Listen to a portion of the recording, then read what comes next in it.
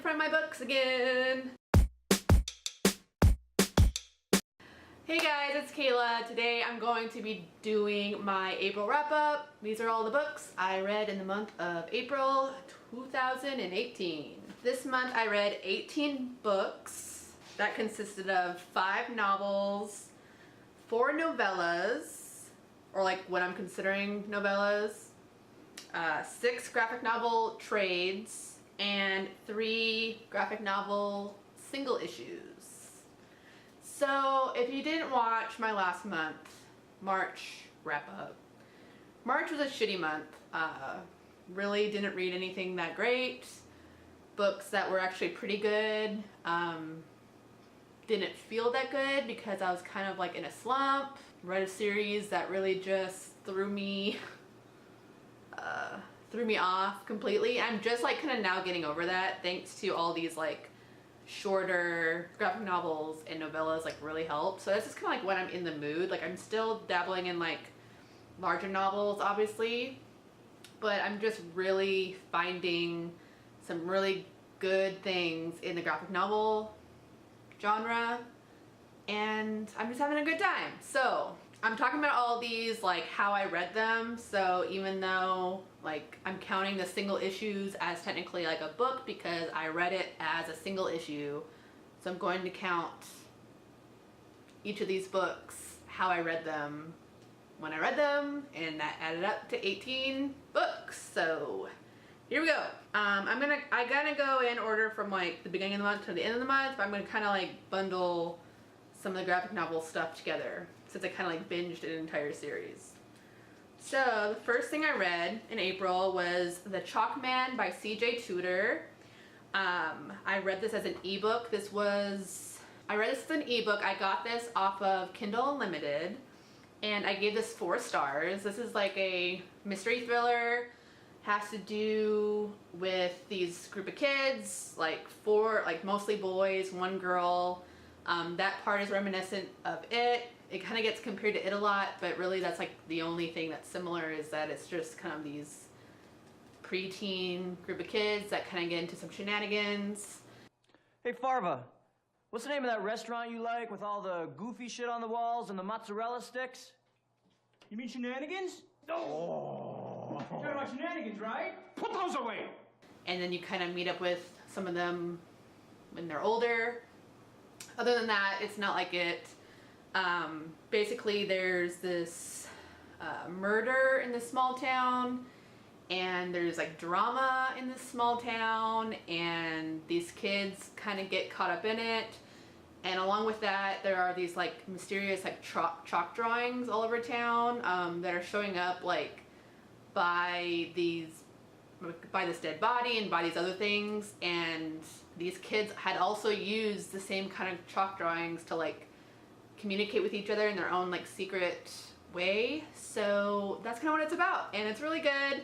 I initially gave it like 5 stars right when I like finished it because the ending is like a really great ending. But after reflection I changed it to 4 just because I don't know, I just did. It's kind of more of a slow burner. It's not super fast paced, but it's not like super, I don't want to say slow burn, it's not like super slow, but it's not like super fast paced. It's kind of like in the middle, steady paced, and I really liked it. Next I read Coraline by Neil Gaiman. I listened to this on audiobook and I gave it 3 stars. This is kind of a surprising thing. If you know me, I love Neil Gaiman. I guess I've seen the movie Coraline and so I already knew the story, but the movie is way better than the book. There's a lot of elements in the movie that are not in the book that I think really enhance the story and kind of the creep factor, and since those weren't in the original story, it's kind of why I was just kind of disappointed. It's still a great story if you've never seen the movie or read the book. I mean, it's still really great, but I personally recommend the movie over the book, which is like a big rarity over here, but I stand by it. Just story-wise, I think the story in the movie, it's true towards the book completely.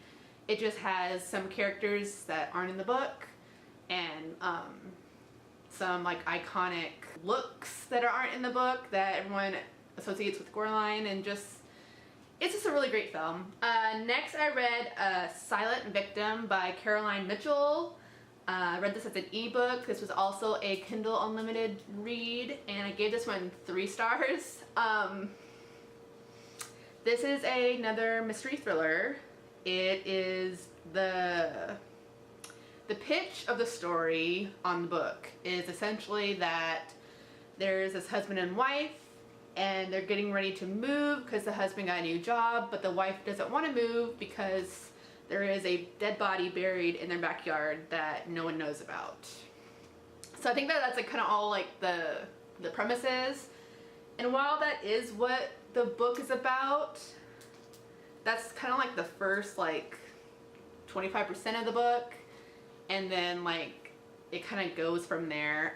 It's a dual timeline, so it's a dual timeline and it's a multi point of view book. I'm really into those kind of things, both of those things. I don't know, looking back, I probably would have given like maybe more like 3.5. I just wasn't shocked by it. Like you know what's going on. There is a reveal at the end, but it's pretty obvious by the time you get there. It was pretty fast paced. The pacing was good. The writing was great. The characters, I mean, thriller characters, you don't really get time to get to know the characters. It's more about like what the secrets and the mysteries, and you know, that's really what the stories are about. But next I read The Young Queens by Kendari Blake. I bought this as an ebook. So this is like an owned ebook. I gave this one 4 stars. This is one of the novellas for the 3 Dark Crowns books. This is about the girls when they're little. A little bit about their mother when she was still pregnant with them, after they're born, up until even like just after they go to their foster families across the island. You get a little bit of basically the story up until like the Beltane Festival, the first festival I think, before Ascension Year, before everything starts happening. So I mean, it was good. Honestly, the best parts were like the first couple chapters with seeing like the mom and kind of like the big reveal from the first book. So otherwise it was interesting just to see kind of like how the girls were when they were younger, before they kind of were the people we know them as when the first book starts. But I mean, as with most novellas, it's kind of meh. But I mean, I love these books, so 4 stars for me. And then I'm pretty sure, yeah, I dove right into The Oracle Queen, which is another prequel novella by Kendari Blake.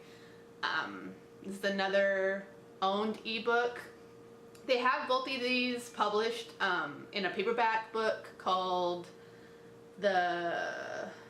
what's it called? The Queens of Fenburn or something like that. I would have bought it, but it's paperback only, and my other 2 books are hardback, and I just didn't want to change it up, so I thought I'd just buy the novellas as ebooks. So, The Oracle Queen, 5 stars. This was so good, and I'm hoping that it kind of like, it's told for a reason, so there might be some of this story somehow plays into book 3, but it's basically about the last Oracle Queen there ever was on Fenburn Island. Oracles are those that can like see the future, and if there's a queen that is declared an oracle, she's drowned. She's killed because of this last Oracle Queen went mad and killed 3 families, and so Oracle Queens go mad and they're a danger to society, basically. And so we get to hear about kind of like what really happened to the Oracle Queen and the oracles overall, basically, on Fenburn Island. It was so good. Yeah, so good. Honestly, I wish it was longer and beefier and, you know, a full novel part of more of like a companion novel versus like a novella in the series, just because it was that good. That's like my favorite part of the series, is just like the lore and like the like the past queens, and you know, anything that has to do with like the lore and how like there's like the rare gifts, and you know, why certain queens, like why there aren't certain gifts anymore. I mean, and that was all kind of encompassed in this one novella, which is just everything I love about the series. So I would have loved it as a larger book, but still, 5 stars, so great. Can't wait for book 3. Okay, moving on. I read The Chilling Adventures of Sabrina, issue 6. I read volume 1 last month, I think, and they kind of like halted publications of the single issues, like indefinitely. Like there's nothing. I can't find anything on the internet about the series, minus that it's going to be a Netflix show sometime this year, I think. This is by Roberto Aguirre Sacasa. I read this as an ebook, and I gave this this issue 4 stars. I believe issue 6, this one was the backstory of Salem, Sabrina's cat. You know, really great. Then I read The Outsiders by S.E. Hinton. I've never read this before, and I've never seen the movie. I listened to this on audiobook from my library, and I gave it 5 stars. This was an amazing story. So much substance in such like a small book. And it really does stand the test of time. So this is essentially just about these group of boys called greasers, and it's basically the greasers versus the Socs in this small town. The Socs are the white kids that are rich and live in the better part of town, and it's just kind of basically the story between these two types of kids in this town, and how they don't get along, how different they are, but you realize how similar they are.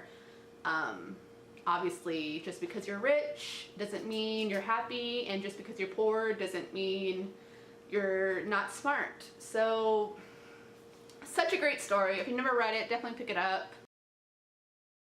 Oh, I'm getting red face. If you hear anything in the background, my husband is downloading the DLC for Destiny. Mm-hmm. Warmind. What? It's the Warmind DLC. Okay, so I think I left off at Sabrina issue 7. I read this as an e-comic from my library, and I gave it 5 stars. This one, I believe, was kind of the backstory on Sabrina's dad, who was a big character in the second arc of Sabrina. Yeah, it was really great. Next, I read The Neighbors by Hannah Mary McKinnon. I listened to this on audiobook through Hoopla, through my library, and I gave it 4 stars. This is like a neighborhood family drama story. Basically, you know, there's this girl who had the love of her life when she was younger, and then she got in a car wreck, and her brother died, and so she kind of broke ties with her boyfriend and ended up falling in love with a guy who rescued her from said car wreck.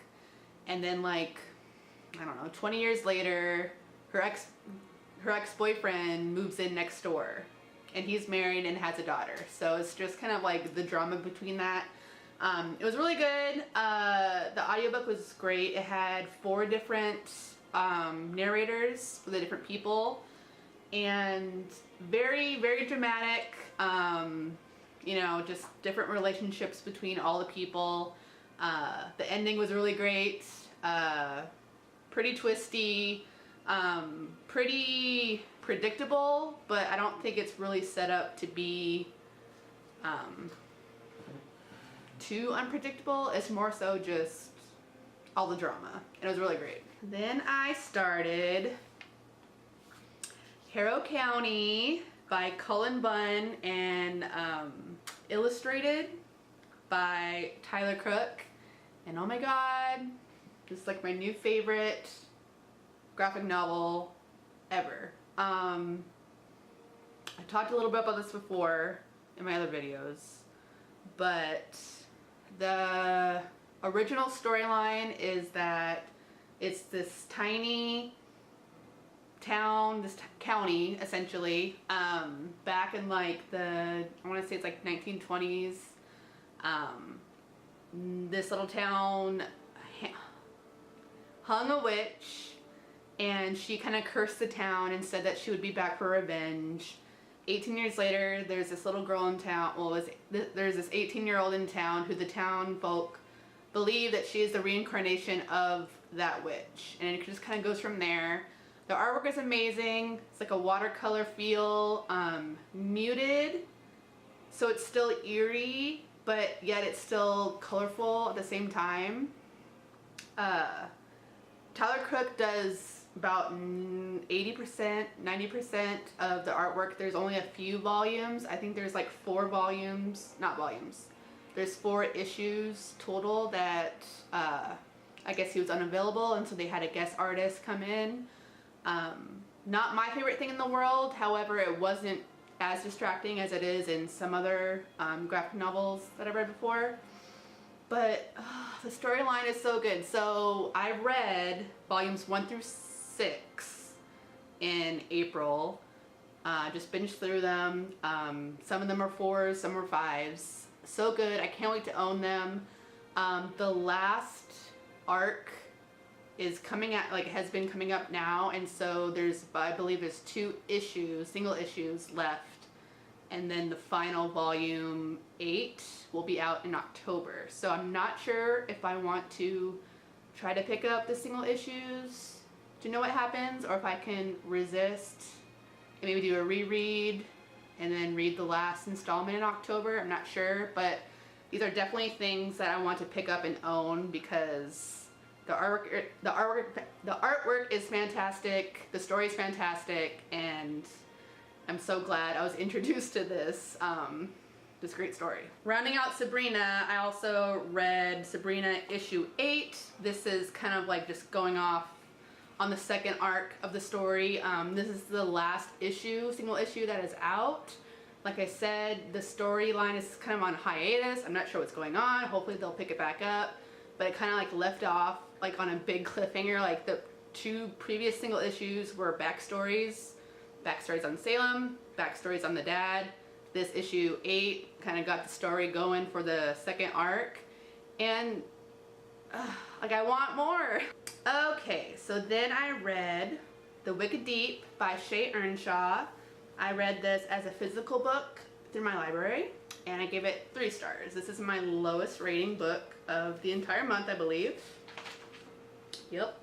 Well, this is tied with Silent Victim. I gave it 3 stars. I don't think I've been saying my ratings on everything. Anywho, I'm sure you guys have seen this around. This is a witchy book, or it's pitched as a witchy book. It's about these 3 witches were drowned a long time ago for being witches, and they basically curse this town and come back every year. They embody 3 local girls, and they drown the local boys in that town, and that's been going on for like 200 years. We follow this one girl who is trying to prevent this new boy she met in town from being one of those drowned boys. Great setup, very atmospheric, pretty writing, just like everyone says. It wasn't witchy enough for me, and I found that the poetic writing, if you will, was a little distracting and kind of pulled me out of the story. It reads like a contemporary, so if you're a contemporary reader, you'd probably eat this up. I'm not a contemporary reader, so me. Yay! The last book I have to talk about is Anti Darken by Kirsten White. I read this as an audiobook through my library, and I gave it 4.5 stars. This is the Vlad the Impaler retelling. with a female protagonist. I was expecting it to be like more fantastical. It's definitely just a historical retelling, but it was still just action-packed, great story, great characters. The first like half of the book felt like a very long prologue. Wasn't bad. I was just expecting them to kind of jump ahead, and it just kind of like the first half of the book was from when they were kids and slowly getting to when they were like 12 years old. And after that it was like from 16 and on. I think they're 16. From when they're 16 and on, that's when all the main stuff starts happening. And the setup for the next book was so good, so juicy. Like those last lines were just like, yes. But I'm gonna take my time with this series. I believe the third and final, not sure if it's a trilogy or not, but the third book is coming out, I believe, this fall. I don't think I'm gonna try to binge it before it comes in. I'm gonna take my time, but I will definitely continue on with the series. It was really great. As for the audiobook, it was a pretty good audiobook. The names and like the towns and like the name for like their guards and just all the things sound completely different than the way they look when I was trying to like look up certain things, like recaps. And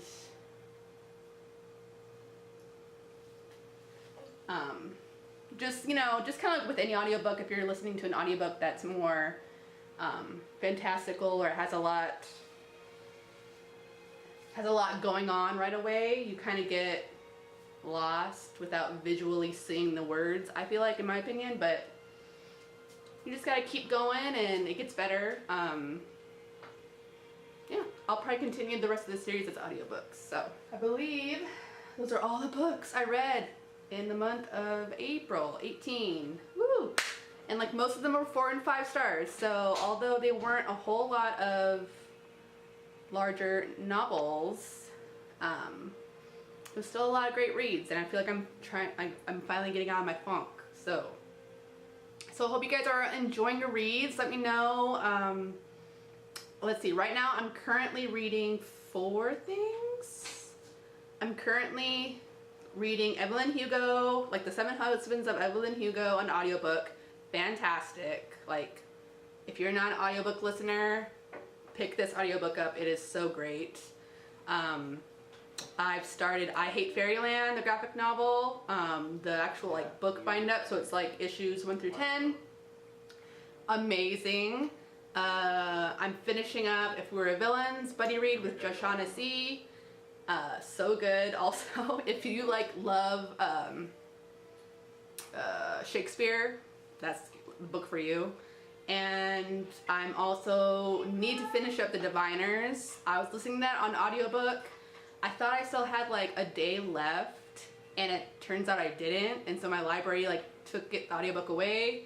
So luckily they had the ebook, but I just need to finish up the last quarter of the book. So I haven't read 4 books at once for a long time, but yeah. So I'll see you guys in my next video. Bye!